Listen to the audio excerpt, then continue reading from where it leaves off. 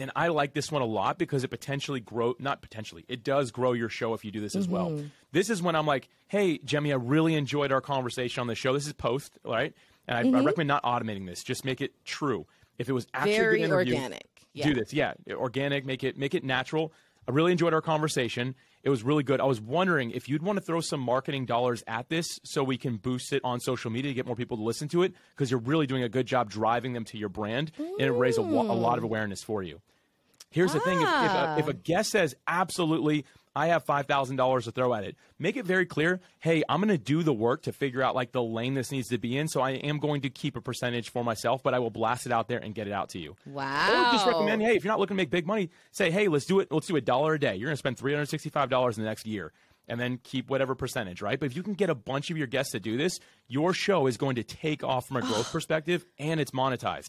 Like, Alex, you just gave me the chills. I've never heard that idea ever, and it's brilliant. That just because you're okay. So you kind of taking the idea a minute ago when you're talking about Podmatch and almost like crowdsourcing the effort of bringing in more people and and it just spinning in on itself. Similarly, now there's a way for you to do it through this too. You're so smart, Alex. I've heard all these, just so y'all know, I've learned this from other people along the way. And maybe it was a variation, right? Right. This one I'd never heard before, but I heard little pieces of it. And but it's cool because you're spreading you're not just taking on all the risk yourself. Right. You're sharing that with it's so brilliant.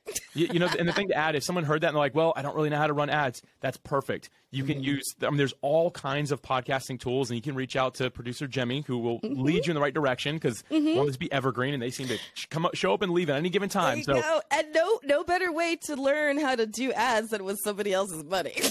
Right? No kidding. Exactly. And you can get pushed in the right direction, so you're not taking up all your time. But anyway, keep a profit for yourself. That's important, and you need to make that known. What I don't recommend doing, again, is automating this. To be like, hey, Jemmy, guest, we had a great time, didn't we? If you would like to boost this. No, it needs to be organic and natural if it's going to work. Not everything's made to be automated. So I digress, but that's my point there. So people heard me talk with Mark Savant about ChatGPT. This might be one of those things you just reserve to keep it yourself. Keep it yourself. I agree with that. I agree with that. So the next point I'll give is along these same lines, and it's what I call a skip the line option. So a lot of people they have books they want to talk about. They have some time sensitive, time bound thing they're trying to promote. And for a lot of us podcasters that start doing a good job, we have a backlog. And so it doesn't really work, right? So you're like, oh, sorry, it's 4 months from now. Right. But you could say, hey, it's 4 months out, but I really agree with what you're doing. I believe in it. I think this is a good book that's going to be timely for my audience. We have a skip the line option. If you are willing to pay, here's how much it is. I will go through and have my team change the whole production. It is a lot of work on our end, but that's why you're going to help cover that cost. And then we'll put it in for the date that you want it to launch, so it's a win-win situation. By doing that, that's a huge win, because someone who truly has a budget behind marketing a book or something like that is going to be like, absolutely, you're going to let it out on the day that my book is coming out? That's perfect. And here's the other thing with that real quick, and then I'll turn it over to you, because I really want to hear your thoughts on this. Is if they're like, oh, my book comes out on Tuesday, and you're like, sorry, we only release episodes on Thursday. It is okay to release a bonus episode on a Tuesday if someone is willing to pay for it. Your audience is not going to be upset with you.